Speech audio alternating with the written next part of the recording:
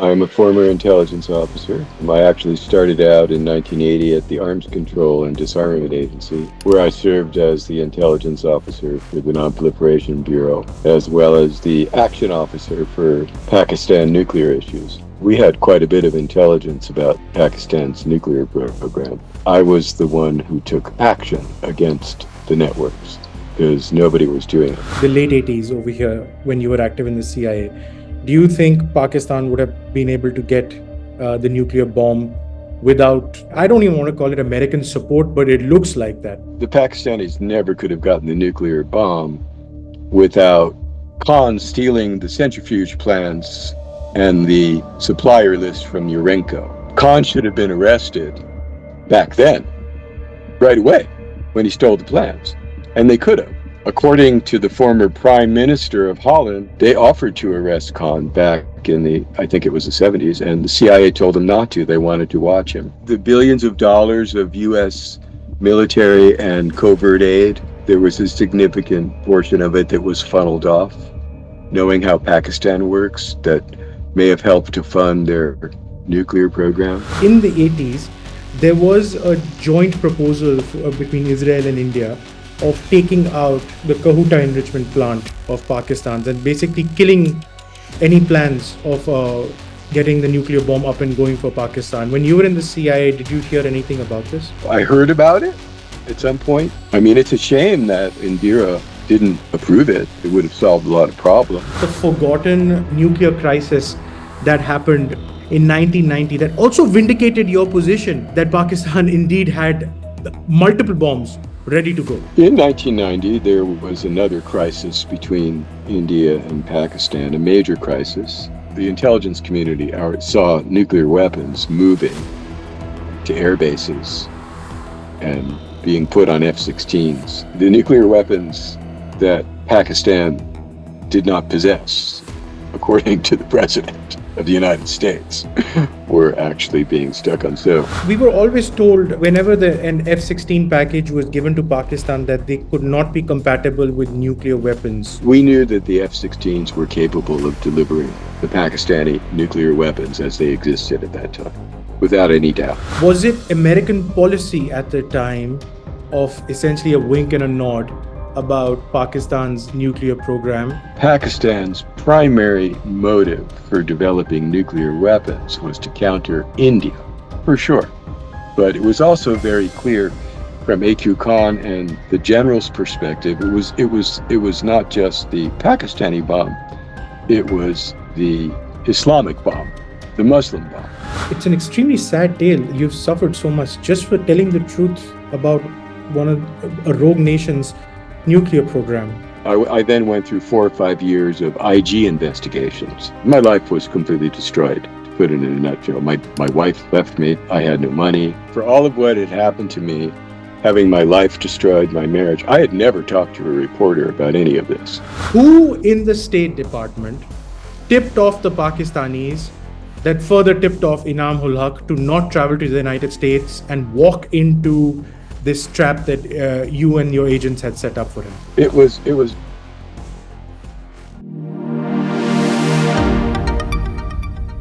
Mr. Richard Barlow, thank you for taking the time to speak to ANI.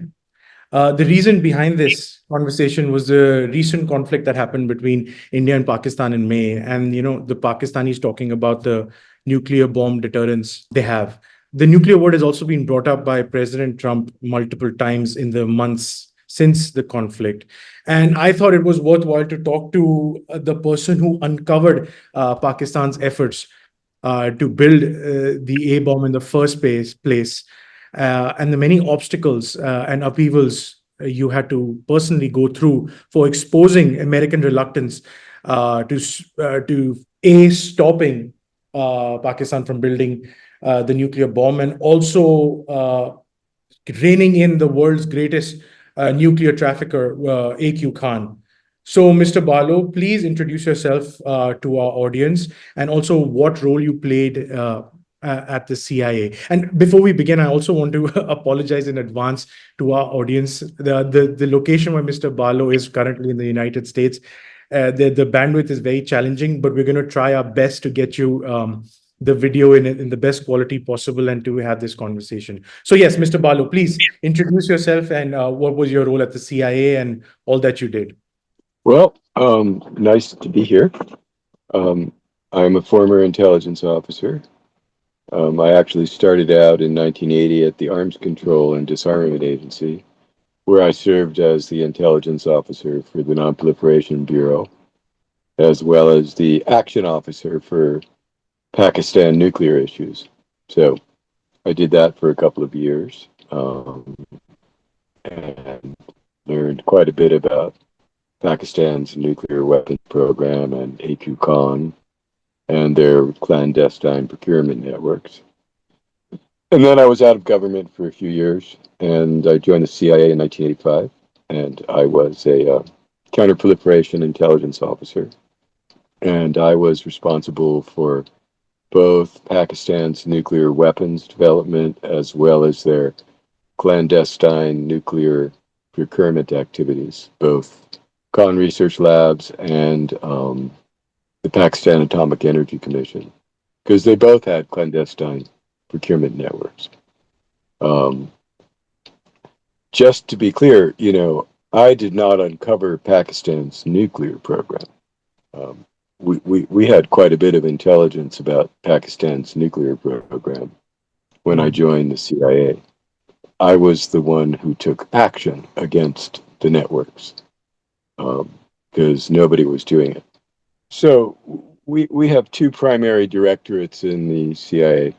The Directorate of Operations, which are the field agents, the field case officers, and then the Directorate of Intelligence, which is primarily analytical. And we had huge quantities of intelligence about Khan's networks and the PAEC networks. The problem is that nobody was taking action in our government. And both I and my entire chain of command in the Directorate of Intelligence were very concerned that a country like Pakistan obtaining nuclear weapons could pose a very serious threat to U.S. and Western international security.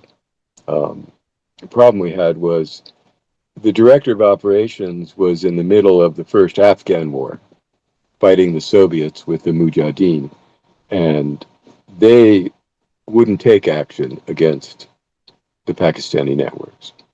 They just weren't interested. They were the Cold Warriors, really, that was their primary, if not sole focus at the time. And so we went and met with our lawyers and showed them the intelligence. And, there were a lot of potential criminal violations of U.S. export control and other laws.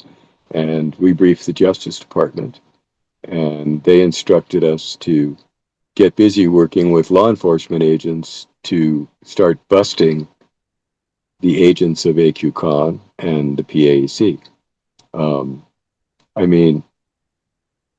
There was only so much we could do without the cooperation of the directorate, the DO, as we call it. Operations. It was evident to me that, the only way to deal with this situation was to arrest or otherwise put Khan and his agents and the PAC out of business. Diplomacy was not going to do it. So, with the approval of my superiors at the CIA and our lawyers, I spent quite a bit of time and organized a working group to bring together law enforcement and intelligence agencies to take action to bust these networks. That's how it began. It was called the Nuclear Export Violations Working Group. And, not long after that group was established, we had many other cases we were working on, but I was informed by someone in the Department of Energy that a Pakistani by the name of Arshad Pervez, who lived in Canada, had contacted a U.S. steel company seeking very large quantities, about 25 metric tons of Malaysian 350 steel.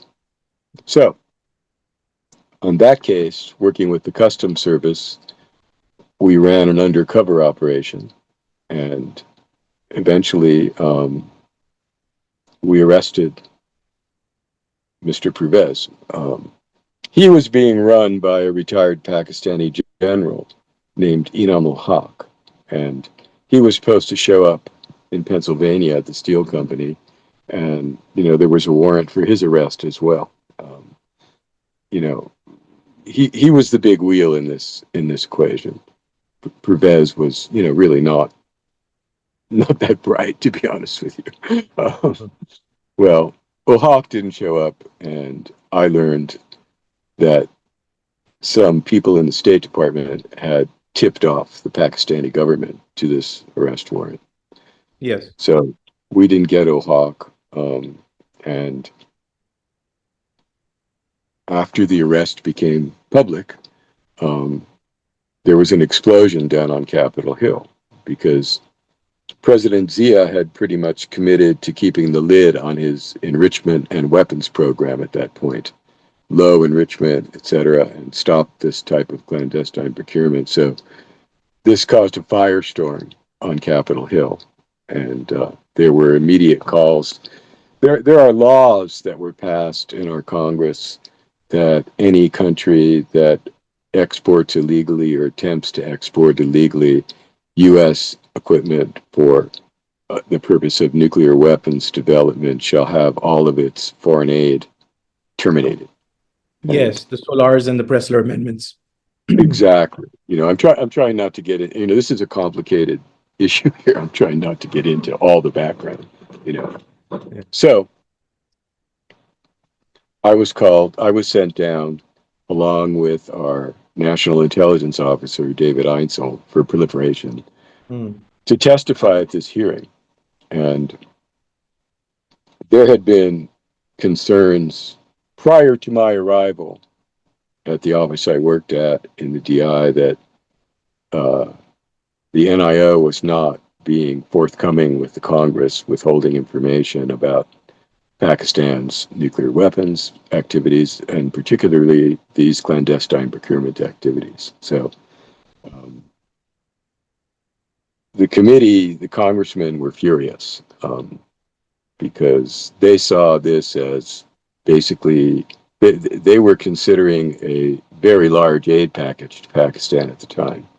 And they saw this as Zia basically giving them the finger, when in fact, it was really just a rather large blip on a very busy radar screen, but they hadn't been told about it. So it was a pretty stormy hearing, and I was under direct instructions from my TI chain of command and my lawyers, keeping in mind that we were in the middle of the Iran-Contra episode, literally. I will get into all of these issues that you brought up because that's essentially your timeline. Your story is essentially, then you've given a lovely sort of summary of all that happened. But before we go deeper into your testimony with General Einsel and all that, and we're sort of going forward, I want to step back a bit more and begin with your time when you started off in the CIA, which was 1985, if my research is correct. And you said that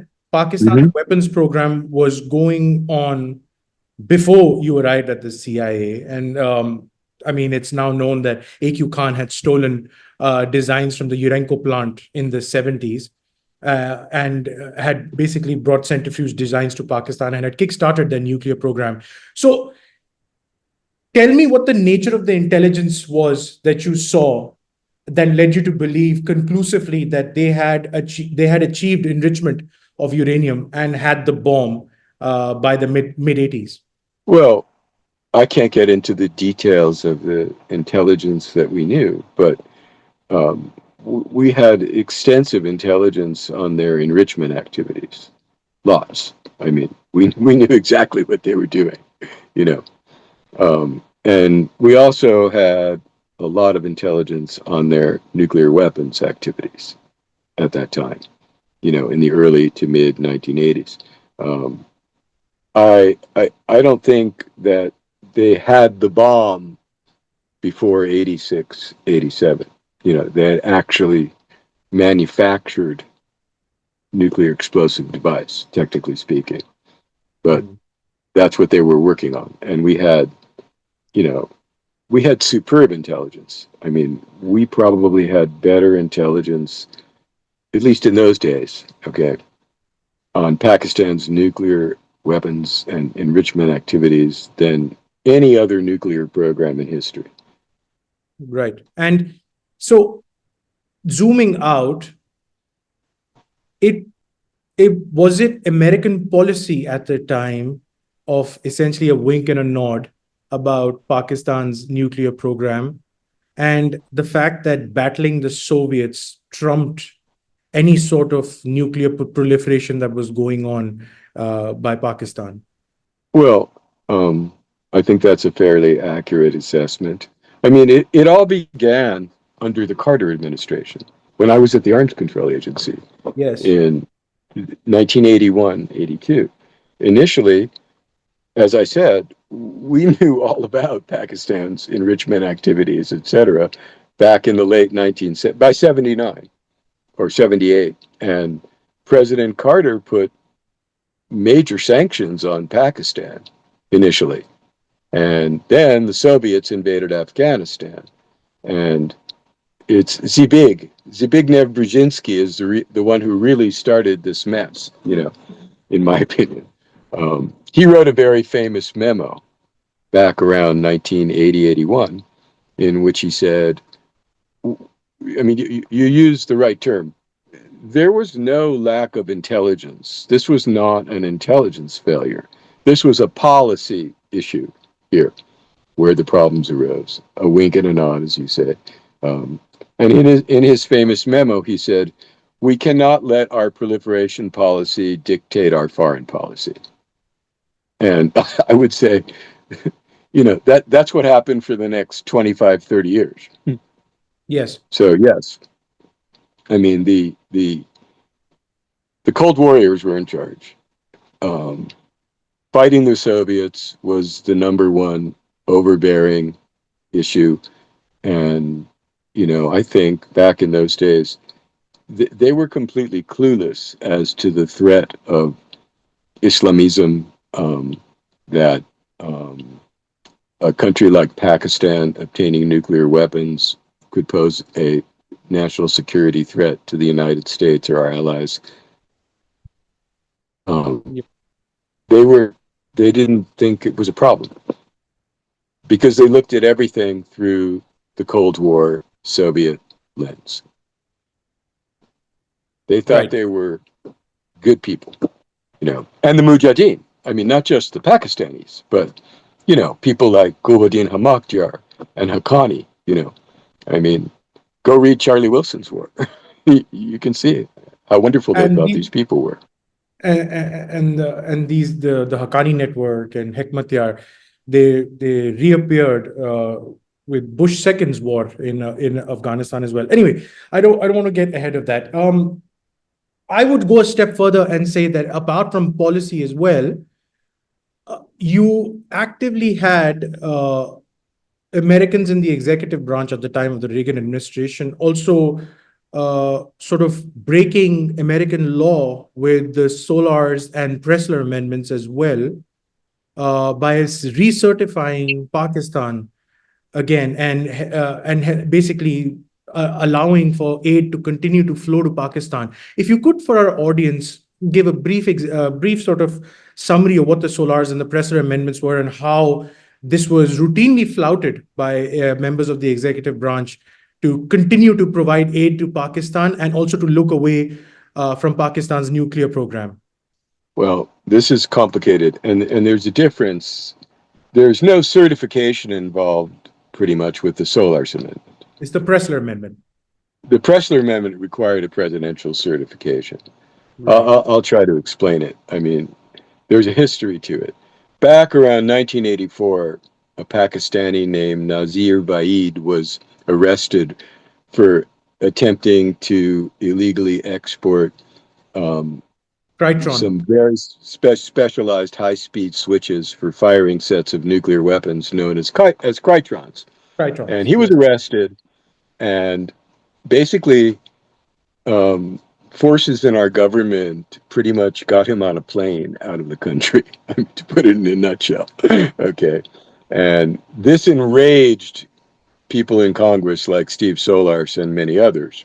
And so, in response to the handling of the Critron case, the Vaid case, they passed an amendment to the Foreign Assistance Act, which came to be known as the Solars Amendment. And the Solars Amendment, I mean, I can't remember the exact text, but first of all, it was not Pakistan specific. The Pressler Amendment, which we'll get to in a minute, was Pakistan specific. The Solars Amendment stated that any country that exports illegally or attempts to export illegally U.S. equipment or technology for the purpose of nuclear weapons development or manufacture shall have all of its foreign and military aid terminated. So, that's a very big deal right there, right? Yeah. So that's hanging over the policy picture with the Afghan war and the Russians, okay? That's why it became so important, because there were forces in our government, including the CIA Director of Operations, the regional office in the State Department, and the Reagan White House, that certainly did not want aid to Pakistan or the Mujahideen terminated. Okay, so that's one guillotine that's hanging there in the air. The other one was the Pressler Amendment, and this was based on Pakistan's continuing enrichment and weapons activities that concerned a considerable number of members of Congress. And this law required the president to certify annually on October 1st that Pakistan did not possess a nuclear explosive device. So it was Pakistan specific, and it required an annual certification by the President of the United States. My obvious conclusion, follow-up on this was multiple reports by the CIA pointed towards exactly that, that Pakistan was doing. And all of this was sidestepped. It should have triggered both these amendments, and aid should have stopped immediately. And it didn't. And you were in the storm for that. It's different in the case of each amendment. Okay. The only thing, of course, until the Pervez case, which I was in the middle of, and I haven't explained that part of it. I'll get to that. No, that's okay. But I'm explaining in general, the legal issues of the Solars Amendment don't arise until somebody is arrested for attempting to export significant, the word significant, U.S. equipment or materials. So the Solars Amendment doesn't come into play. Well, there are two ways it could come into play. It could come into play by Congress being informed of classified intelligence that Pakistan is in fact exporting things illegally for the purposes of nuclear weapons development. But, it had never been triggered before. So that gets into unknown issues. Does it really require a prosecution and a conviction and stuff like that? It's a complicated legal issue, and I worked a lot with the state legal advisor, Judge Sofair, and his deputy on this. The Pressler Amendment, I would agree that there was a time by 86, 87 where most of us believed that Pakistan had manufactured all the parts of a nuclear weapon. Right. The games that were being played were, but did they put it together? The lawyers were looking for every way around this. Now, I'm going to come to the Arshad Pervez case, but you're talking about the Solar's amendment. The predicate event that actually led to that amendment was obviously the Crytron device scandal with Nazir Ahmed Saeed. who's in it. So I would go a step further in saying, I mean, he was trying to buy about 50 odd devices of this sort of highly specialized trigger mechanism for the A bomb. Switches, super high speed switches for triggering the firing sets of nuclear So weapons. yeah, so Mr. Barlow, I mean, he's trying to buy 50 of these. Don't you think that in 1984, if someone's buying a switch device, 50 of them, maybe Pakistan had moved beyond just putting together a bomb and actually moved to the next stage of stockpiling? No, that's not true. I'm Okay. afraid. In order to develop and test and perfect a nuclear device, you start out by making all the parts, the explosive lenses, the core, etc., using natural uranium or depleted uranium, and you blow it up in what's called a cold test, and you have all kinds of instrumentation on the device to measure whether you're getting a perfectly spherical implosion. Do you understand? You need this type of a device as opposed to a gun device. You Okay. need a perfectly spherical implosion to compress the HEU.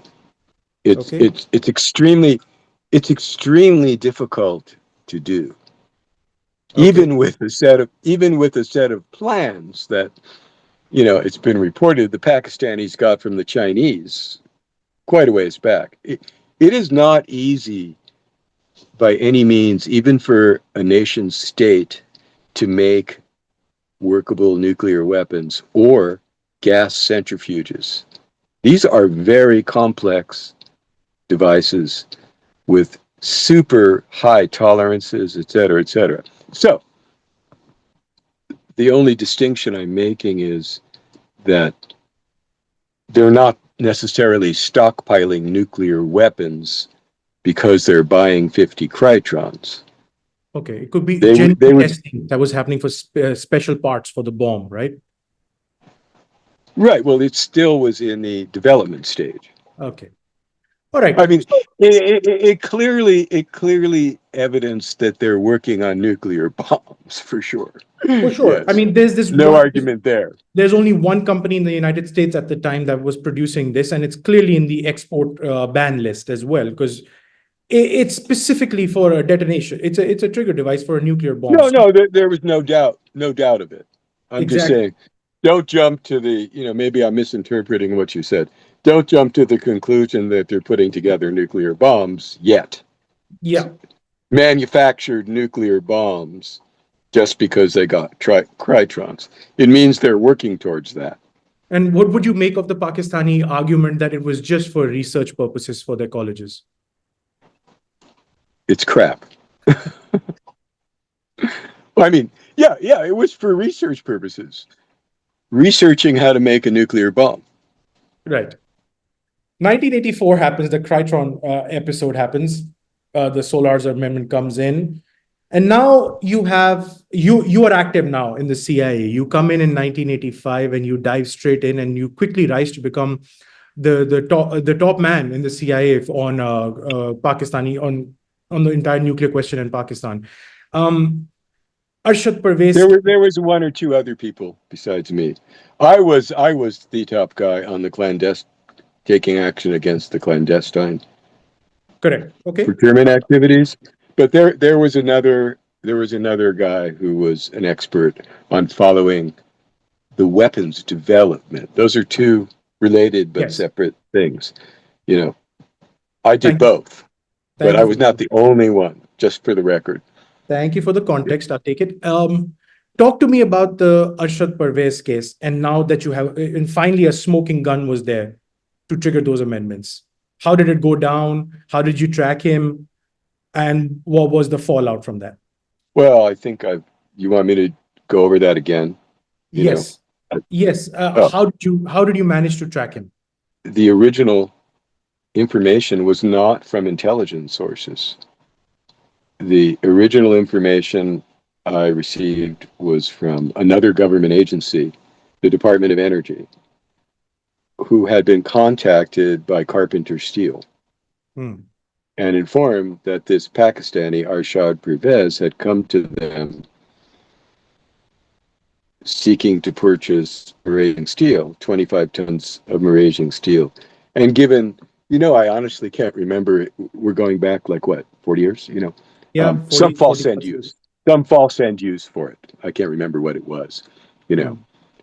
Hmm. Well, the person at the Department of Energy immediately recognized, this was a controlled material for the reason that it's pretty much exclusive use, pretty much is gas centrifuges, the rotors for gas centrifuges. And Mm-hmm. so he was a member by this time, the the working group that I had started, right, was up and running. Yes. And he was the DOE representative to that group. So Okay. he called me and informed me of this. And I briefed my bosses, and uh, I went and met with the chief special agent for this at the Customs Service and briefed him on it. And they were very interested. And they wanted to start an undercover operation to play this out and asked me to be the intelligence support to the whole operation. And at the same time, this guy, a very senior customs agent, he had been involved in the Vaid case, Hmm. and they viewed themselves as having been screwed mainly by the State Department in the Vaid case. So um, they did not want the regional offices at the State Department. The near, what was it called? NE. No, Near that's East Bureau. yeah, the nearest bureau. Yeah, there was a guy named Bob Peck there, a deputy assistant secretary. Um, Steve Walton said that they wouldn't do it unless the regional bureaus at the State Department were not informed of the existence of the operation. So it would be outside the NEVWG. So the NEVWG, I proposed it and set it up, but it was chaired by the State Department, the non-proliferation office of the State Department, not the regional office, a guy named Fred McGoldrick. And so we went down and met with Fred, me and the agents, and he agreed to keep this secret so we wouldn't have any tip-offs or problems with the regional people in the State Department. And that's how we ran the operation, which went on for months and got, pretty complicated. You have to understand, not all these agents know all the technical nuclear things, raging steel, lots of other things. So Beryllium also showed up in this case, right? Beryllium. yes, So these later are on, neutrino blockers later for an on, explosion. it can be used for a number of things. Yes, In this case, yes. it was Well, specifically for but Pakistan's then, nuclear program. yes, there was Go on. beryllium too, but Go that on. was a secondary issue to the Malaysian steel. Hmm. But as it unfolded, we became aware that General Ina Mohawk was involved. Well, he was an existing major procurement agent for both Khan Research Labs and the Pakistan Atomic Energy Commission. So you see, then we knew that it was part of the KRL procurement network.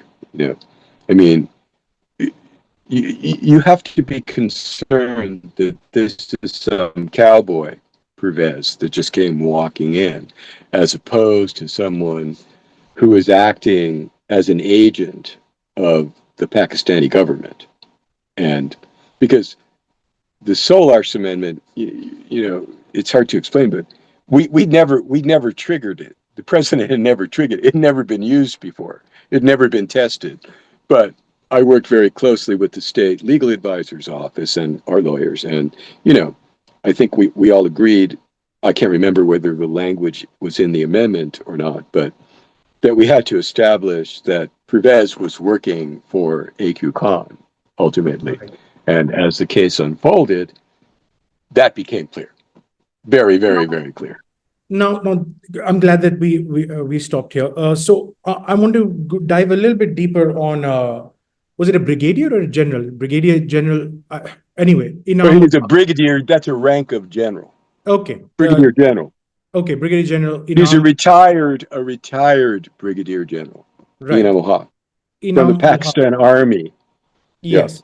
So your intelligence showed that he was linked to AQ Khan and also the Pakistani government essentially as a procurement agent. Now, we had a thick file on Inam. Now, my next follow-up question is pretty straightforward. You had Arshad Pervez just leading you on to get Inam Haq finally into the United States. Who in the State Department tipped off the Pakistanis that further tipped off Inam Haq to not travel to the United States and walk into this trap that you and your agents had set up for him? It was Robert Peck and someone above him. Can you repeat that? We knew who it was. We knew who it was. Your voice broke out. Can you repeat that once more? We knew it was. Which part broke up? Robert something? Robert Peck. Robert Peck. Okay. So near East Bureau of the State Department. Yeah, Deputy Assistant Secretary. And one of the highest level officials in the State Department is all I'll say. How did it go about? I'm not at liberty to go into how I learned of it. Okay. But it was unimpeachable. And how sure were you of Inam Haq's direct link to the Pakistan government? Totally. Okay. He was a known procurement agent for Khan Research Labs in other transactions for years. And he also worked for the PAEC at times, both networks. In lots of these books and articles and discussions, the focus is so heavily on Khan, justifiably. Yes. But just for the record, the Pakistan Atomic Energy Agency Commission had a huge clandestine network of their own. They were competitors. Munir Khan, the head of the PAC, and AQ Khan were serious competitors for the nuclear bomb. So they had their own networks. And Inam worked for both. As I recall, he worked mainly for KRL. Okay, so Arshad Pervez arrest. He spent what happened immediately after that? Was this when you were called in for a testimony by Representative Solaris? Because justifiably so, he must have been livid that his amendment was now being almost put into action over here. He was livid, and so were quite a few other members of Congress, mostly Democrats, but Republicans, some Republicans as well. But by the way, before he got livid, I got livid, and my bosses all the way up to the deputy director got livid about the tip-off. Okay. I was ballistic. I couldn't believe it. I mean, these are people in my own government, the enemy within, shall we say. But yeah, in those days, arrests were public in the United States. And so Congress learned of the arrest, and you can go look at the Washington Post, the New York Times, and newspapers all over the world. Congressman Solaris and the other members of Congress on the committee interested in proliferation matters, they fully understood the implications of 25 tons of Malaysian 350 steel without a word from the CIA. And they called for a cutoff of aid immediately in the press. So clearly the battle lines over Pakistan were drawn between the State Department and a section of the CIA that was monitoring proliferation. You were then Well, called. there are different sections. I just want to understand what you're saying. There are different sections of the State Department. There's the This Near is the East Division, nearest bureau. But but I'm we also have the Non-Proliferation Division in the State Department. There were divisions within the State Department as well. okay. Let me amend Yeah. it by saying that the CIA and the State Department and their respective divisions on non-proliferation were at odds on this particular case, right? Because the State Department had tipped off Pakistan that the CIA Yeah. was investigating the issue, and then you were finally called to testify in Congress. You were called along with the White House representative on these matters, No, David Einzel. David Isaan, he's not the White House. Okay. He is what's called the National Intelligence Officer, lived out at CIA, Okay. not in the White House. Not in the White House. The National Intelligence Officers are, physically at the CIA. In those days, the CIA director had two hats. He was the director of the CIA, and he was also what was known as the DCI, the Director of Central Intelligence. In other words, he was the head of the entire U.S. intelligence community. Okay? I say this because now you David have... Einzel was selected by Reagan to also head the Star Wars program. So I would guess he was very close to the White House. Oh, well, that may be. He was close to Bill Casey. Bill Casey brought Einzel in. That's for sure. He was supposed to be the NIO for proliferation, but his nickname was the NIO for the Mujahideen. His job was, per Casey, was to ensure that none of the intelligence relating to the laws we discussed earlier and none of the intelligence jeopardized the Afghan program. Okay, so let's talk about the testimony. Then what happened? That explosive testimony. So there were. I walked into this. This was not something that I started. There were grave concerns among DI management that I worked for that Einzel was not being telling the congressional committees the full, accurate intelligence truth about Pakistan's nuclear activities. So this was a very big concern, in an extraordinary turn of events.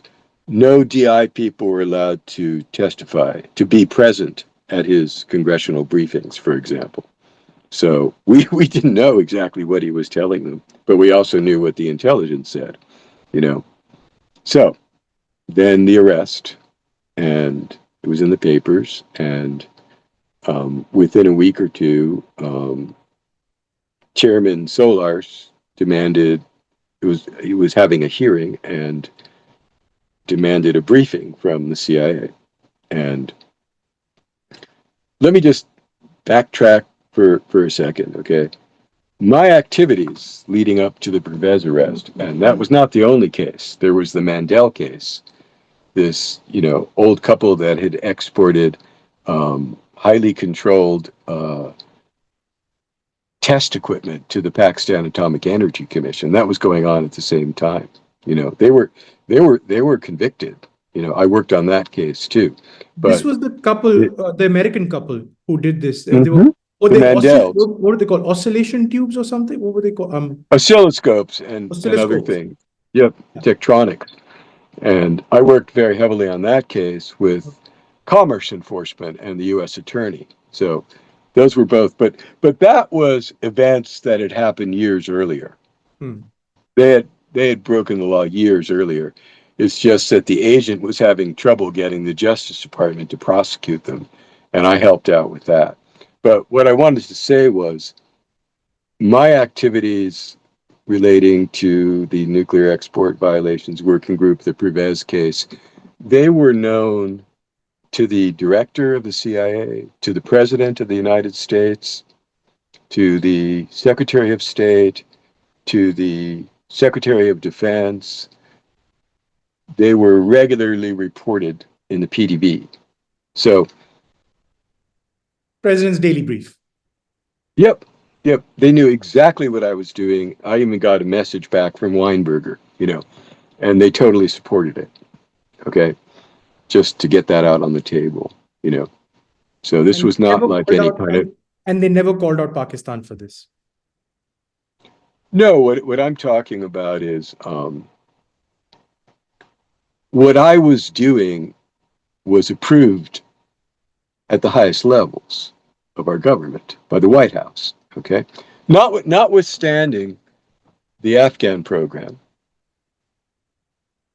they realized somebody had to do something about AQ Khan and the clandestine procurement activities that were violations of U.S. criminal law, etc. Right?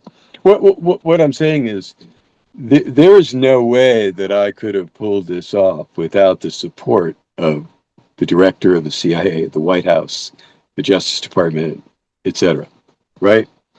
So, with that background, it was time for the hearing, and a decision was made by the highest level management of the CIA to send me along with Einzel as the CIA's top expert to testify, which is the first time since Casey had brought Einzel in like 4 or 5 years that anyone but Einzel had testified about Pakistan's nuclear program to a congressional committee. We were not permitted, the DI was not permitted to be present. My division chief and I drafted and cleared talking points with everyone. I mean, we went downtown to the State Department, the NSC was there, the Justice Department, NSA. I had fully cleared talking points about not just the Pervez case, but the questions from the committee. They wanted to know the full range of Pakistan's nuclear procurement activities. In other words, Solar's Amendment related intelligence. Had fully clear talking points, went down there. Einzel had a copy of them before we went down. Didn't say anything. So, it was a very explosive hearing. They were really angry because they thought that they couldn't believe that Zia was doing this with like a 1 point something billion dollar aid package on the table they were about to approve. And, there were a lot of, hard questions. And they wanted to know whether Pervez and Ohak were agents of the Pakistani government or not. And I felt that Einzel attempted to be very ambiguous on that score, and I followed my orders and made it clear that we believe they were agents of the government. And the other issue that sticks in my mind was they wanted to know if there were any other cases since the Vaid case. Because it was very clear to me from their reactions that they had heard nothing since 1984, you understand?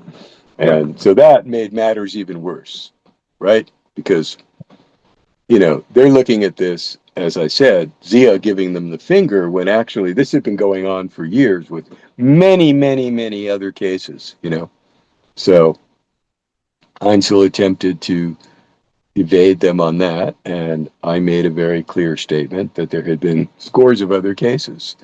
I was very brief.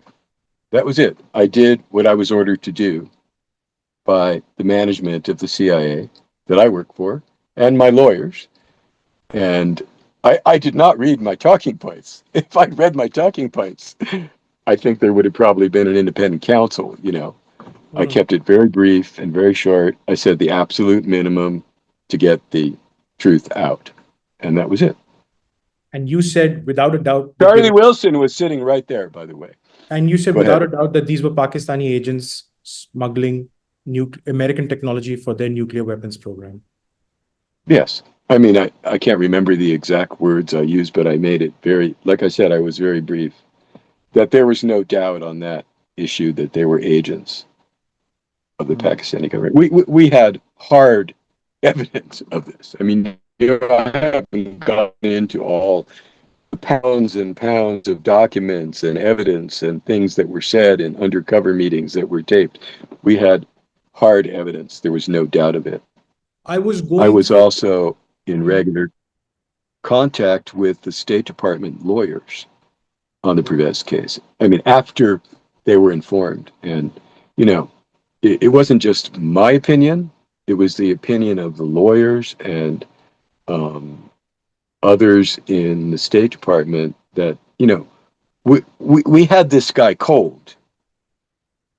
There was no way around it. We had hard evidence, incontrovertible evidence of all of the above.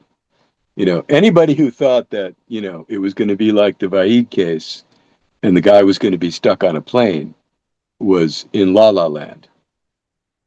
Yeah. So, you know, there was no point in lying. Do you know what I'm saying? On top of the fact that our lawyers didn't want anybody else caught lying in the middle of the Iran-Contra affair, you know, it was pointless. It was pointless to try to mislead them because he was going to be prosecuted and convicted, and the evidence was incontrovertible. During the hearing, you had the Iran Contra affairs happening in the room next door to you, while this was also Yes, happening over here. Two lies yes, were being said simultaneously at the same time. yes. Literally in the next room, I saw Holly. Yep. I was going through some declassified material that about around that time frame, and Chairman or Congressman Solars at the time in 1985 had traveled to Pakistan and met with General Zia. He had also met with Munir Khan, who was the chairman of the Atomic Agency, and basically had threatened that America would cut off aid to Pakistan if they continued with their nuclear program. And this is something I want to quote. Munir Khan at that time told Congressman Solars that when confronted with the termination of aid from the US, Pakistan said it would, in quote, seek an accommodation in Afghanistan, essentially saying that they would then seek Russia's help. So how, Wait. Russia's help with what? for whatever help, seek Russia's help with either their nuclear program, or it's not clear over here, but it clearly said seek an accommodation in Afghanistan. My question here being, was he aware, Chairman Solars, during this testimony, that whatever came out of that congressional hearing could threaten to derail the American sort of aid to Pakistan at that time in combating the Soviets? You mean the hearing that I testified at? Yes. Oh, there's an entire chapter about that hearing and the Pervez case in Charlie Wilson's work. There was a huge battle. I mean, there were very, very, very, very serious moves that went on till 3 a.m. to terminate aid to Pakistan on the House Foreign Affairs Committee. Yeah. Tell us more about that, because I'm sure a lot of people haven't read it or don't remember it. Yeah, the chapter, I remember the chapter. It's called The Jihad to Remember, in the middle of Charlie Wilson's work. Yeah. In the book, Charlie Wilson's work, and I knew George Kreil, who was a 60 Minutes producer, who was, you know, one of Charlie Wilson and the DO's biggest fans, you know. What was I going to say? The nuclear issue is all over the book because it was a major part of our relationship with Pakistan. When I forget the name of the screenwriter who did the movie, Yes. it's completely gone. It's not mentioned at all. Not mentioned at all. Right. That's So Hollywood for you. tell us about You the know, deliberations that happened about cutting aid off, because I know that a package of F-16s were also going to be sold to the Pakistanis at the time, around that time. well, that was later. That was later. That was when a couple of years later, when I was working for Cheney at the Okay, we'll get to Office that. of Secretary of Defense. Tell me more But about the deliberations that happened. but there was a very large aid package. This was in 1987, as I recall. Right, there was a very large aid package on the table, and the whole thing came this close, as described in the book, which of course That's Charlie Wilson talking in that book, right? Hmm. But he kept them up until 4 a.m, and they finally relented. I mean, this is how things can work, you know. But Hmm. aid was going to be terminated. No, under the amendment, you have to keep in mind that in the amendment there is a waiver provision. The president can do it, can be triggered, terminated, and the president can do a national security waiver, which is what happened later on. Hmm. I mean, after the hearing, right? Do you want to hear about that at Go this ahead. point? Go Yeah. ahead. Well, after the hearing, people, Einzel and people in the DO were trying to get me fired. This went on for months. It was awful. I didn't know whether I had a job. There was, as I explained to you, there was a huge division, an epic battle between the DI and the DO on these issues. The Soviets versus the nuclear weapons, you know. And I got caught up in the middle of all that, you know. But while that was going on, while people were trying to fire me, I was assigned to assist the Justice Department with the Pervez case, to go through all the evidence they seized from his house, etc. And I worked on that for months, to assist in the prosecution and on the Mandel case. And then we still have the Solarsh Amendment to deal with for the first time. And I was assigned to work with the state legal advisor, the head lawyer at the State Department, Judge Abraham Sofair, and his deputy, Alan Cresco. And I provided all of the intelligence to him and the president for the triggering of the Solarsh Amendment about the full range of Pakistan's clandestine nuclear procurement activities. Not just the Pervez case, everything. And so the lawyers and the Secretary of State went through that and sent the package to the president, recommending that he basically had little choice but to trigger the amendment, which he did. The Solarsh Amendment was triggered, aid was cut off to Pakistan, and in the next stroke of a pen, he signed the waiver that's contained in the law. There was, I mean, I was under no illusion that Ronald Reagan was going to terminate aid to Pakistan in the middle of the Afghan war with the Mujahideen, because he was a cold warrior. That's what he cared about. Like Charlie Wilson, like Yeah. the people in the DO, you know. So it was never going to happen, but it brought out what the Pakistanis were up to in terms of they were moving ahead with their nuclear weapons program. They had massive clandestine procurement operations in the US and around the world. You know, just to be clear, most of what they were buying was not from the United States. It was in Europe, it was in Asia, etc.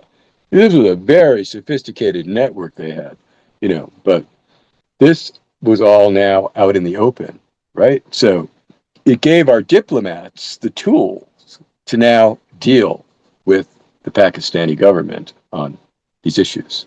It was leverage for them to use, but you know, we're not in charge of that in the CIA. We're not diplomats. We're intelligence people. That's up to people like Mike Armacost and stuff at the State Department and the Secretary of State. Hmm. And you know, they took them to task briefly, but they never really came down on them. A Looked the slap on other the way. wrist. Slap on the It wrist. was a slap on the wrist, basically. Yeah. Yeah. Even though it was handed to them. I mean, it wasn't like, I mean, I was the one that took action, that organized the government to take action. That was the problem. Nobody was taking action. But that I was going to get a call that this Pakistani was trying to buy 25 tons of 350 grade Malaysian steel. I mean, I didn't set that up, you know. That was the result of the State Department's client, Pakistan, did that. not Richard. You understand? I just did what needed to be done to Yeah. get him arrested and prosecuted. And whatever legal framework the Congress of the United States passed, it had to be dealt with within that legal framework. Do you And we think, did. And we okay, did. That's how you handle things. And the to president did his national security waiver. to That's summarize it. this entire to summarize essentially the late 80s over here when you were active in the CIA, do you think Pakistan would have been able to get the nuclear bomb without sort of, in a way, I don't even want to call it American support, but it looks like that. I mean, first of all, the Pakistanis never could have gotten the nuclear bomb without Khan stealing the centrifuge plants and the supplier list from Urenco. That's the number one problem right there. And that was not handled very well, you know. Right. Khan should have been arrested back then, right away, when he stole the plans. And they could have. But according to the former prime minister of Holland that I was on a Japanese TV program with some years ago, around 2005, Ruud Lubbers was his name. He claimed that the CIA, they offered to arrest Khan back in the, I think it was the 70s, and the CIA told him not to. They wanted to watch him.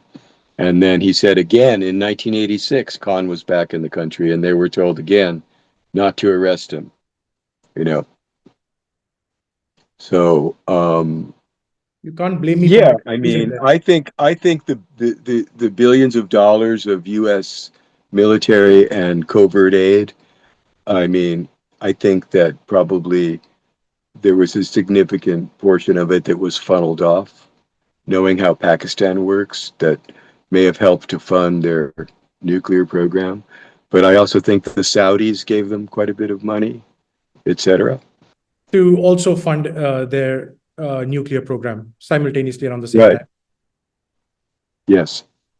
Now, I don't even, there's a theory in India, and it's reported quite extensively in the Indian media. There are some reports in the foreign media as well that in the 80s, there was a joint proposal between Israel and India of taking out the Kahuta enrichment plant of Pakistan's and basically killing any plans of getting the nuclear bomb up and going for Pakistan. When you were in the CIA, did you hear anything about this? You mean the India-Israel operation? Yes. Yeah. Well, I think that I was out of government from 1982 until 1985. Mm. And I think that may have occurred while I was out of government. You know, I heard about it at some point. I mean, we're going back quite a ways here, you know. Yeah. But, you know, I didn't get my teeth into it because it never happened. It Mm. was just talk, you know. Mm. Um, I mean, it's a shame that, you know, Indira didn't approve it, you know. It would have solved a lot of problems, you know. Mm. But I really doubt that. I mean, I think that Reagan would have cut Menachem Begin's balls off if he did anything like that, you know, right? You're right. Because it would have interfered with the Afghan problem. Because as you alluded to, what Munir Khan said a little while ago, I met him, by the way, at the IAEA in Vienna at one point. Um, you know, they were basically using the flow of covert aid to the Mujahideen as blackmail.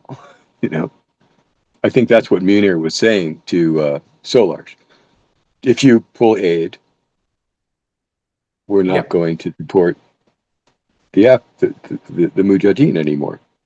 In 1998, Pakistan, it became overt, their nuclear program, when they detonated the bomb in Chagai when it happened. But obviously, they had the bomb before that. There are Long enough before that. reports. Yeah, there are enough reports, enough cables from the embassy in Islamabad, the U.S. embassy Islamabad, to headquarters suggesting that the bomb was ready. Your intelligence confirmed it as well. talk to me about the forgotten sort of nuclear crisis that happened in 1990 that also vindicated your position that Pakistan indeed had multiple bombs ready to go. This gets back to, the Pressler Amendment and our knowledge on, whether they had possessed. See, this is the key legal word in the amendment. And so all of the games being played by the lawyers and the State Department and et cetera, what constitutes possession? How much wiggle room is there? And the president continued to certify that Pakistan did not possess nuclear weapons all the way through 1989. Now, I mean, I can tell you that most of us in the CIA were not comfortable with that, to say the least. Okay, but we're not elected officials. All we can do is give the elected officials, the senior policymakers, the best intelligence information, accurate, that we can provide, that we can collect, and we can brief them on. What they do after that is we're not in control of that.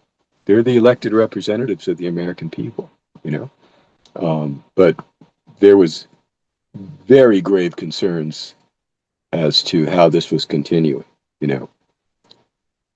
What happened in 1990, which I'll get into, I was not in the government exactly because I was working for the Secretary of Defense. We haven't gone into all that.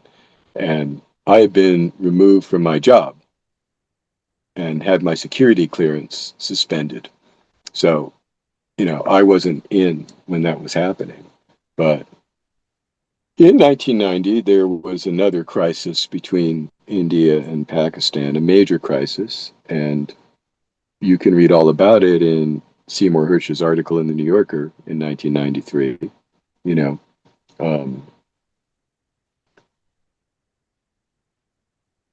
They saw, the intelligence community saw nuclear weapons moving to air bases and being put on F-16s, etc. So the nuclear weapons that Pakistan did not possess, according to the president of the United States, were actually being stuck on. So, as I said, I was not involved, but I spoke to people at the CIA very high up, and they gave interviews to Hirsch, to Cy Hirsch. I mean, Dick Kerr, the DDI, the head of the Director of Intelligence of the CIA. But then by now he's become the DDCI, the Right. Deputy Director of Central Intelligence, the number 2 in the whole community. He said it was the scariest thing since the Cuban Missile Crisis. And my former boss, Robert Gates, he was the DDCI when I was at CIA. He was the NSC advisor at that point, I believe. And, the president was so concerned that he dispatched Gates to Islamabad and New Delhi to try to defuse the crisis. And, that's all discussed in the article because Gates was interviewed and I was interviewed and Dick Kerr was interviewed, etc. And my interview, by the way, I mean, for the record, on like January 1st, 1993, my phone rang. And it was Seymour. I had never, for all of what had happened to me, having my life destroyed, my marriage, I had never talked to a reporter about any of this. And the phone rang, and it was Seymour Hersh, who had pretty much most of the top secret story. I mean, I almost had a heart attack. And by this point, I'd been dealing pretty extensively with the CIA Inspector General, Fred Hitz. So Cy wanted to come spend a week with me or some days with me. I lived in Santa Fe at that point. And, I said, let me get back to you. And, I called Fred Hitz and I said, Fred, he wants to come interview me for 3 or 4 days. He's got most of the top secret code word story. What should I do? He said, don't do anything. I'll get back to you. And he got back to me in a few days, and he said, the director, meaning Bob Gates, said, do the interview and don't screw up. So I did. So that was approved, you know? And I was then told that from the director that I did a good job and protected sources and methods and caused no harm to the CIA. So that's how it started. But after the 1990 nuclear crisis, my bosses at the agency, the director, they refused to go along. They put their foot down at that point and refused to go along with any more certifications. Believe it or not, there were still people in the U.S. government that wanted to certify under the Pressler Amendment. I mean, they were having a collective heart attack because they knew it was over, the aid, etc. The Pressler Amendment was going to be triggered, you know. And people in the Pentagon and in the regional offices and State Department were having heart attacks, you know. But it really didn't make that much difference anymore because the Cold War was over. The Soviet Union collapsed around that time, you know. So it was convenient. Pakistan needed another blackmail tool to get more aid from America, clearly. And so the reason why I ask you this is, in May, we had this conflict between India and Pakistan where cruise missiles flew across borders. And the threat of nuclear war again came up. President Trump has spoken about it. You compare the rhetoric that we've been hearing right now about this nuclear bogey of Pakistan's, and you compare it with what happened in 1990. What do you think was more of a pressing concern? Oh, I think, you know, from what I know, I don't know all the details of the events of this spring, you know. Yeah. But from what I do know, the 1990 situation was far more scary for a number of reasons. Number one, you know, you had actual nuclear weapons coming out of their hidden tunnels, moving to delivery platforms. I mean, maybe that happened this year. If it did, I haven't heard about it. You know, so you know. Secondly, there's a command and control issue. Pakistan had very, very few nuclear weapons in those days. They did not have missile delivery capabilities, et cetera, et cetera. They're far more advanced now, you know, and I'm sure the Indians are too. So there was a much greater chance of miscalculation in 1990 and miscommunication, et cetera. So I think that was a far more dangerous period. I mean, you know, from the press that I saw about the events of the spring, I mean, it was, you know, two nuclear armed nations. You know, I mean, we all know that, but I didn't see any specifics about nuclear weapons being moved or deployed. Could have happened, but I haven't heard it. There's a difference, you know. Yeah, we were always told whenever an F-16 package was given to Pakistan that they could not be compatible with nuclear weapons. Your intelligence proved otherwise. Could you tell us about that? Well, we're jumping ahead in Richard's life, but you know, that was when I was at the office of the Secretary of Defense, and I met a Deputy Assistant Secretary of Defense for covered that region, the Near East, you know, named Skip Ghanim. He later became the ambassador to Kuwait, and I briefed him on the intelligence on Pakistan nuclear program, and his response was, "This charade must stop." What he said. And he then tasked me with drafting a full assessment of Pakistan's nuclear weapons program, looking at everything, delivery systems, weapons development, you name it. And I did for our new Secretary of Defense, Dick Cheney, for an upcoming National Security Council meeting on Pakistan. So I wrote that paper, you know, and a guy who was the regional action officer for Pakistan in another part of the Pentagon, he was breathing down my neck to change my assessments, which were quite in line with my colleagues over at Langley, etc. And I actually had DIA prepare a separate assessment just on the F-16 delivery issue, which, to put it in a nutshell, there had been studies for years inside the intelligence community by experts like national laboratories, etc., that we knew all about the Pakistani nuclear weapons design, and we knew all about the F-16s, as you could imagine. And we knew that the F-16s were capable of delivering the Pakistani nuclear weapons as they existed at that time, without any doubt. It's a hard engineering question, period. It had been looked at by the engineers and the physicists, not by me. So there was that. And that's Yet when, the government went ahead with the sale. well, it's more complicated than that. I mean, what happened was a few months later, I walked into the office of that guy in charge of the sales, Mike McMurray, I think his name was, and he handed me a copy of testimony that was being delivered literally down on Capitol Hill as we sat there, and you can read it yourself, and it was a new. Skip Ghanim had left to become the ambassador to Kuwait. This position at the Pentagon was traditionally occupied by somebody on rotational from the State Department.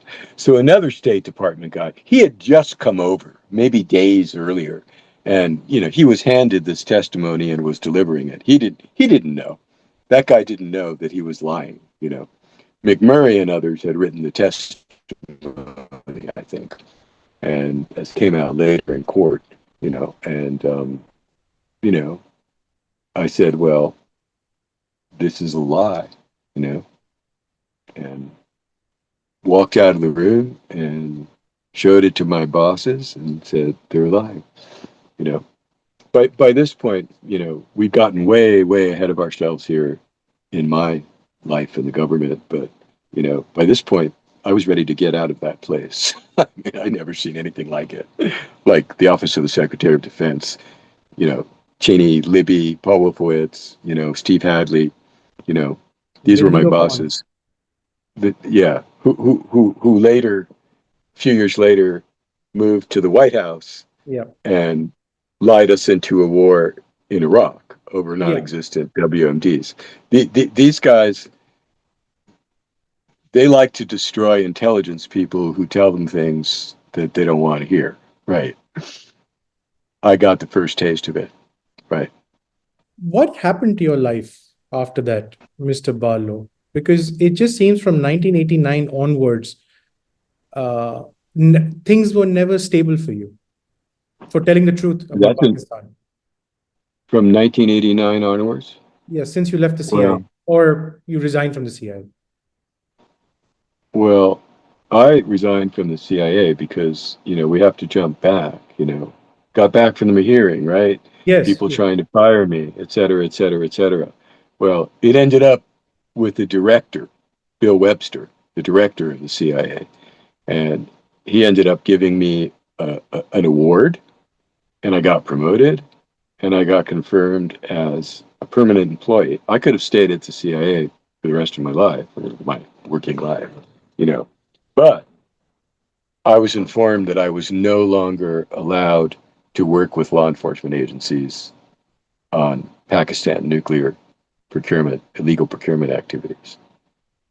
So that was a turning point in history right there, I was the only person in the government working on this full time. One person was too much, okay? And, it was so politicized, and there was such viciousness from the Near East Division, some people in the Near East Division of the Directorate of Operations and INSEL, that my life was very stressful there. And I saw something like Iraq coming down the road, the way this was politicized there. And my wife wanted me out of there. And so I had job offers almost immediately after the arrest. Customs called me in. They wanted to hire me as an agent, et cetera, et cetera. And, I thought about it for a year or more and finally resigned. So I went to customs into training briefly, and then Cindy didn't want to leave Washington. I was supposed to go to Seattle as a special agent. And so I called around and got this big mistake, got my job at the Office of Secretary of Defense because I was, very Yeah. respected. I could get hired anytime I wanted, and that was a very big mistake. And the people who hired me there in the non-proliferation office, they knew me. I mean, they knew what I had done at CIA, and they wanted me to do similar things to beef up nuclear export enforcement, going after con, et cetera, for the Pentagon, which is exactly what I started to do. But shortly after I arrived there, um, when I was put in for I had all the clearances. I mean, when I arrived there, top secret, code word, you name it, Q.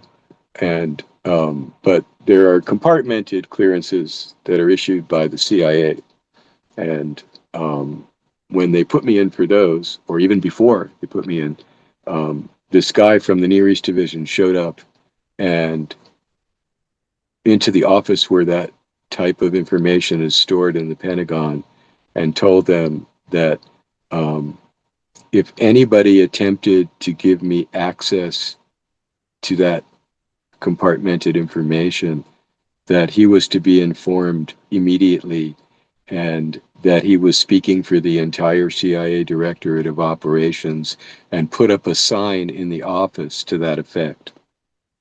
I mean, I did not know about this for many, many, many weeks, because those people in the DIA office and my bosses, when they were informed of it, they were terrified. They thought I was a mole. I mean, this is the type of actions that would be taken for some type of spy or mole or some massive security risk, and they thought they just hired a trusted CIA officer. So that's how it began. I mean, and in the end, this went all the way up to the DDCI, who shut them down. Okay, and I was given all my accesses, but they never stopped.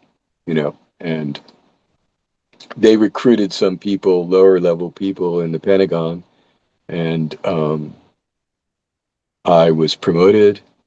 This is like in June, July. I was promoted, given a very good performance evaluation, and like 5 weeks later, I'm handed a firing notice, and with no information. And next thing, I'm called into the head of security and told that my clearances are now being suspended, and they can't tell me why because it's classified. Well, they then launched a 9-month-long investigation, and it took months before I was even interviewed. And it turned out that some of my bosses in the Pentagon had gone to OSD security right after I wrote that assessment for Cheney, and told them that I was under psychiatric care, that I was psychotic or something. They didn't mention my name at that point, And meanwhile, during this period when I was there, Cindy and we'd had a pretty rough time when I was at the agency, at the CIA, and we were in marriage counseling. And you have to report that when you have the kind of clearances that I have. And so I did. And so my immediate supervisors, they knew exactly what it was about. And in the end, number one, I mean, of course, I didn't know this at the time. Somebody rewrote the assessment that I wrote for Cheney, taking out all the damaging intelligence. Yes. Yeah. They didn't So tell me that. your briefings were being intercepted at that time. Your reports.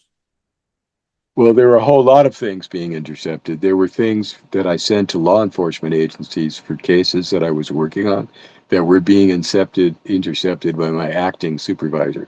One of my colleagues, our boss, quit. He was put in an acting position, and he was being run by these people from the Near East Division of the DO. Right. Yes. Mm-hmm. Yep. He was a very insecure individual. But yes, all kinds of things were being, intelligence and other things that I was sending to federal agents working on Pakistani and other cases. I was not just working on Pakistan. Were being intercepted, and but the assessment I wrote for Cheney wasn't intercepted. It was rewritten without telling me to remove the damaging intelligence. And in the end, I was called into the security office. This is after being given a fire notice. And it turned out, months later, they revealed to me that the allegations were two things. One, that I was going to Congress to tell them the truth, which was absolute fabrication. I never said any such thing to anyone, nor would I do it. And two, that the reason I was doing this was because I was mentally psychotic under psychiatric care when they knew it was just marriage counseling. Right. So, 9-month-long investigation invading our marriage all over Washington, making everybody think that I was some kind of a spy or had done some horrible security thing. It was all found to be completely fabricated. And I was called in and given my top secret clearance back, but they refused to put me back in my job. So it went on from there. Not long after that, my lawyer, Paul Warnke, turned this over to the Congressman Solars and to the chairman of the Senate Intelligence Committee and the chairman of the Armed Services Committee. And they became deeply engaged in this issue about my situation and the handling of Pakistan nuclear intelligence with Congress. So I then went through 4 or 5 years of IG investigations. Inspector General of the various branches, State Department, CIA, everyone. Yep, three Inspector Generals, 3 investigations, and the Senate concluded that the DOD investigation was a cover-up. So they called for a joint investigation with all 3.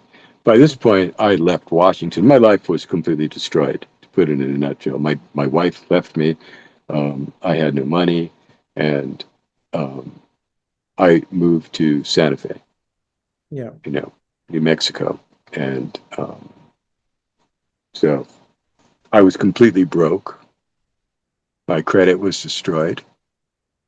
I got a job driving a tour bus, off the plaza in Santa Fe for a while. And eventually, the CIA hired me as a contractor out of my house initially, and my clearances were restored, all of them, CIA clearances. And after a year or two, I got a call from the DDCI, the recently retired DDCI, Dick Kerr, and he sent me down to Sandia National Laboratories. And there's a huge intelligence unit there, and I went to work as a consultant, not as an employee. And after a year or two, I brought in a contract with FBI National Security Division, and I started their counter-proliferation program. They didn't have one, and both analytically and operationally, and I ran that for 8 years. I had about 13 engineers, medical doctors, chemists, physicists working for me. And it was fun. But by 2005, it was over. And of course, around that time, we had the bust of AQ Khan, right? Yeah. And by the way, I was making decent money. I had a very nice house that I bought and fixed up in Santa Fe. Um, but no retirement, nothing like that, because I'd lost all that. And after the bust of Khan, we've gotten ahead of ourselves. Um, suddenly there was international media interest in me because they went, wait a minute. We've had this bust of Khan, but what about this guy who tried to do something about it like 15, 20 years earlier, whose government destroyed his life, And there was interest all over the Congress again. So, um, and there were, at least 2 or 3 committees involved for 2 or 3 years, a couple of years. And there was an amendment introduced for me. Well, we've gotten ahead of ourselves, right? But this is the second one, to give me the lump sum value of my pension Almost and all my reparations in a way. benefits. Almost, it appears like these were like reparations that were due to you. Oh no, I mean, they worked on this, the Governmental Affairs Committee, for a year. They talked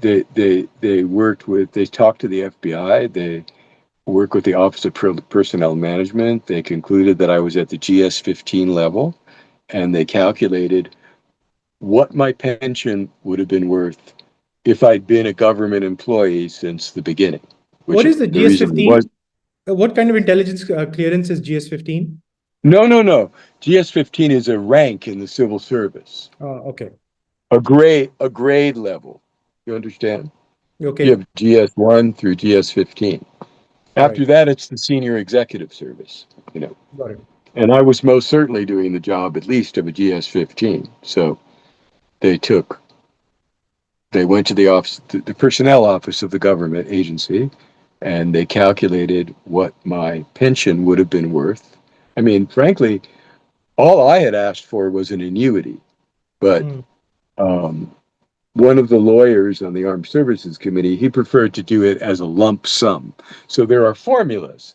They took what my annuity would have been worth over the years and calculated what it was worth as a lump sum, and it came to $1.8 million.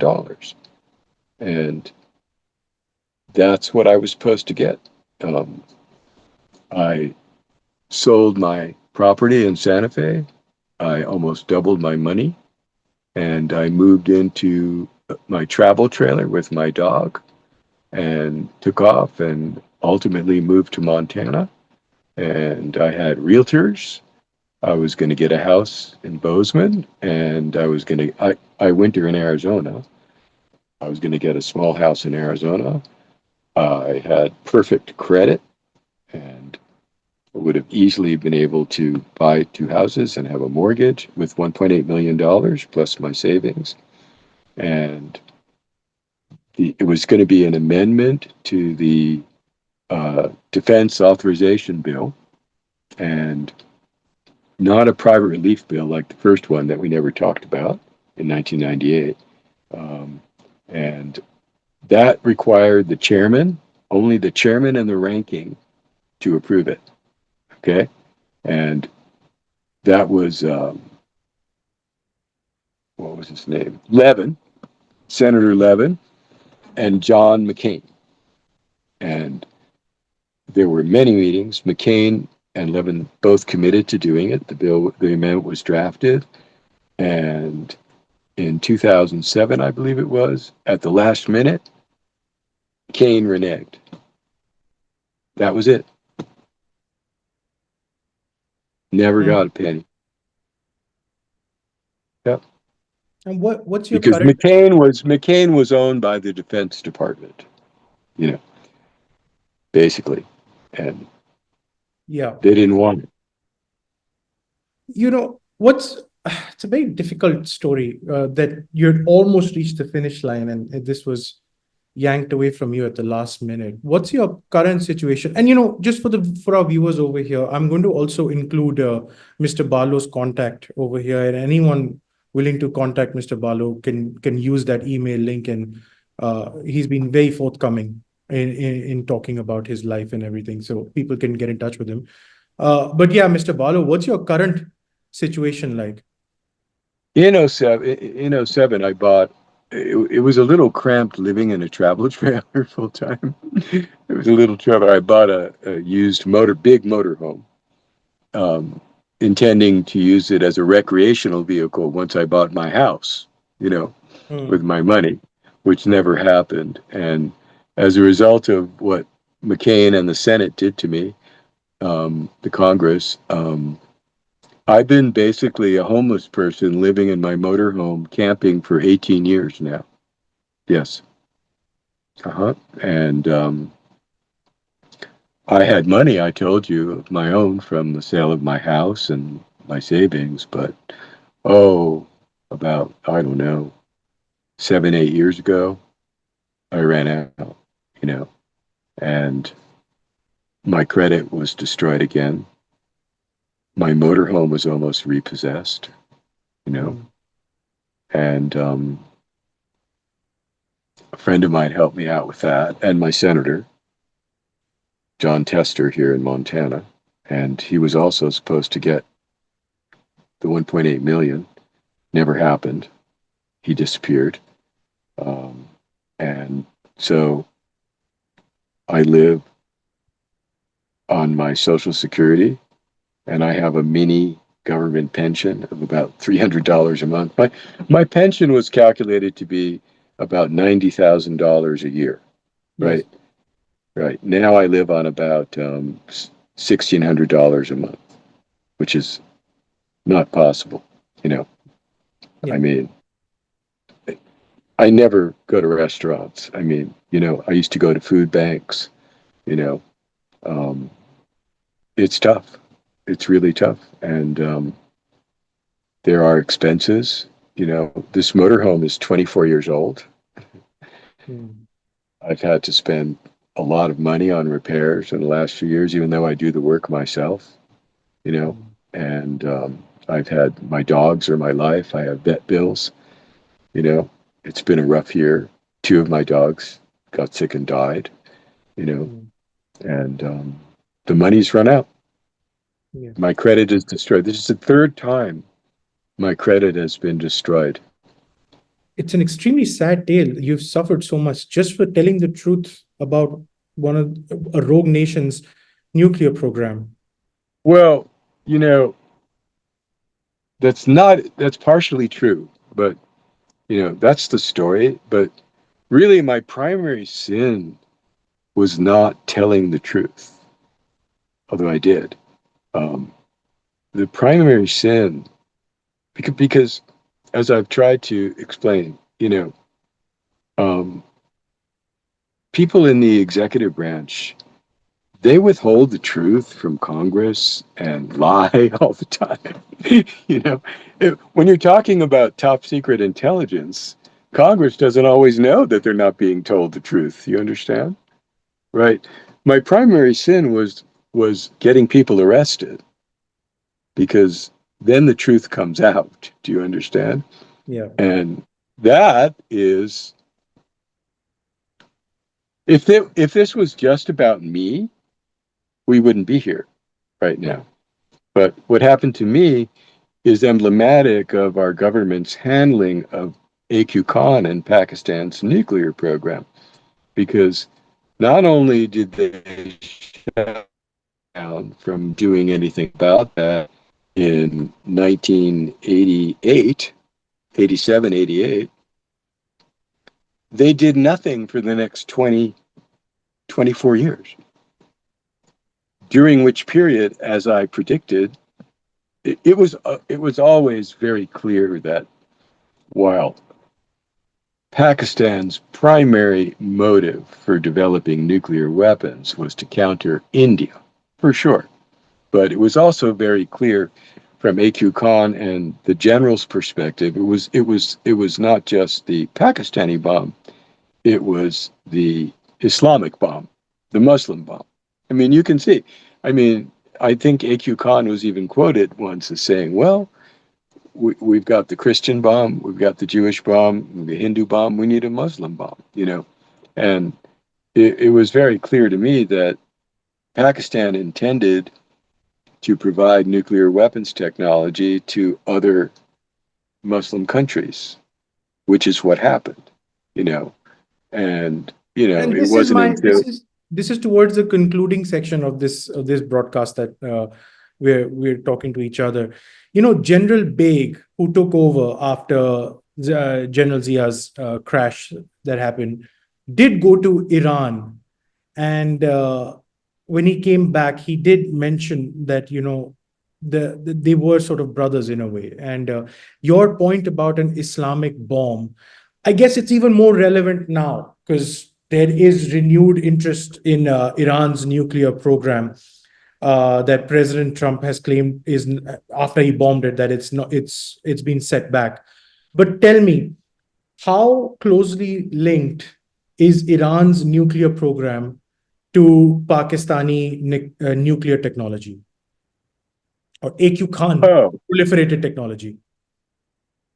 I mean, there, in my opinion, there is no way that Iran could ever have developed gas centrifuges without the centrifuges that Khan and Pakistan provided them, you know, in the early 1990s, along probably with nuclear weapons plans. I mean, let me put it this way. At the very least, it might have been impossible, I think. Like I said, this is very difficult. Making gas centrifuges and nuclear weapons is no small undertaking. You know, it knocked at the very least decades, many decades off of the Iranian nuclear program. You know, I think now it looks to me, remember, I'm out of it for years. I don't have any access to intelligence, but the Iranian program is now quite advanced in terms of their gas centrifuges. Right. They've done a lot of work on their own, but they never could have gotten started without Pakistan's help. You know, in the book Fallout by Douglas France and Catherine Collins, they talked about the other side of the CIA, the DO, that went ahead and busted they busted AQ Khan and his network. Apart from the P1, P2 sort of centrifuge technology, they also found G4, which was a more advanced form of the centrifuge. Pakistani. Yeah, Pakistani centrifuges. But they also found blueprints of Chinese warheads, of Pakistani warheads, also in AQ Khan's document seizure. So tell me, how, like, what kind of technology do you think was passed on to Iran or North Korea by this network of AQ Khan, which I believe was actively supported by the Pakistani deep state? What do you think was passed? Yes. I mean, what kind of technology clearly you just described what was passed. Advanced Pakistani nuclear weapons designs, advanced Pakistani centrifuges, you know. Did you also come across the same intelligence when you were there? No, because I was no longer there when this happened. Right. I can just speak personally. I was not aware of any evidence that Pakistan had let me backtrack. I was extremely concerned that this is what was going to happen from day one. Okay, that this was the intent of AQ Khan, General Baig, etc. Right, but I had no evidence they had actually done it by the time I was removed from that equation in 1989. This happened after that. Correct. Yeah. Yeah. I mean, I've seen references in the media that the first couple of centrifuge transfers took place in 1987. I was not aware of that. That's all I can tell you. I don't know where they got that information, but even in the books, I mean, the vast majority of it happened in the 1990s, the early 1990s. And while I was in the intelligence community working for the FBI, that was not my area of responsibility anymore. The kind of things, the kind of intelligence, hard target stuff that I did for the FBI, it had to have a U.S. nexus to it, if you understand. It's Yes. different than the CIA. So I wouldn't have been following that part, in general. You know, you But, paid. years later, I was certainly aware of it. Yeah. Absolutely. Years later, sure. In conclusion, Mr. Barlow, so you've obviously paid a very heavy price for the nature of the work that you did, exposing Pakistan's nuclear trade and other assorted activities. What lessons do you think us in South Asia over here should learn about what you went through, the way the United States functions, and the almost constant Pakistani nuclear blackmail that this region has to face? Well, I mean, I think the lesson for all of us is that it was too little, too late. We should have dealt with this back in the 1980s. Before, I mean, the bust of Khan is kind of a joke. I mean, you bust Khan after he's transferred top secret centrifuges and nuclear weapons plan to some of the most dangerous states in the world. I mean, it was too late. I mean, sure, they stopped the Libyan thing, but I doubt that the Libyans could have done much with what they received from him anyway. But in terms of the current situation in South Asia, I mean, I think certainly the greatest fear in Washington is that the wrong people take control in Pakistan. That's a huge fear in Washington. Yep. And if that happens, all bets are off. Mr. Barlow, thank you for your time. I hope better days are ahead of you. Do not lose hope. We thank you for your service, for informing the world about the dangers that you saw in the 80s that now we are living through. And I hope we can get to talk again soon. Okay, well, thank you for having me on. Thanks.